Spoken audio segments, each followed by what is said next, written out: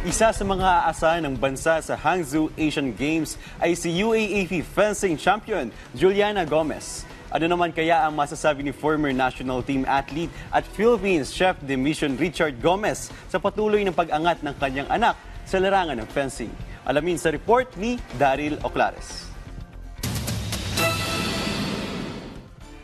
Maglalaro sa unang pagkakataon sa Hangzhou Asian Games ang University of the Philippines fencer na si Juliana Gomez sa kanyang paglahok sa women's individual epee. Tulad ng kanyang amang si Richard Gomez na dati ring national fencing athlete, unti-unti na rin gumagawa ng pangalan si Juliana sa naturang sport. Matatandaan na nitong Pebrero ay nagwagi si Juliana sa individual epee ng UAAP Season 85 para masungkit ang tanging medalya ng UP para sa fencing.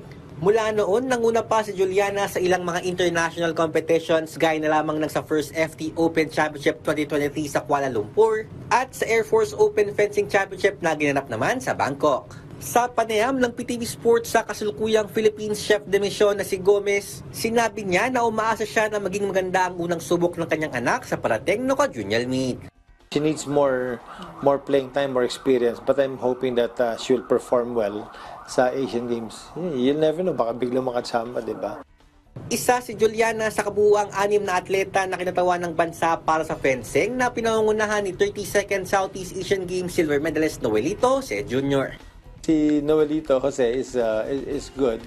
He left for Korea para dun sa mag-training. I'm hoping na marami siya natutunan at sana lumakas siya. For fencing, I'm hoping na maging maganda lang umakyat lang yung rankings natin from the last time, okay na ako. Daryl Oclares, Rise and Shine, Pilipinas.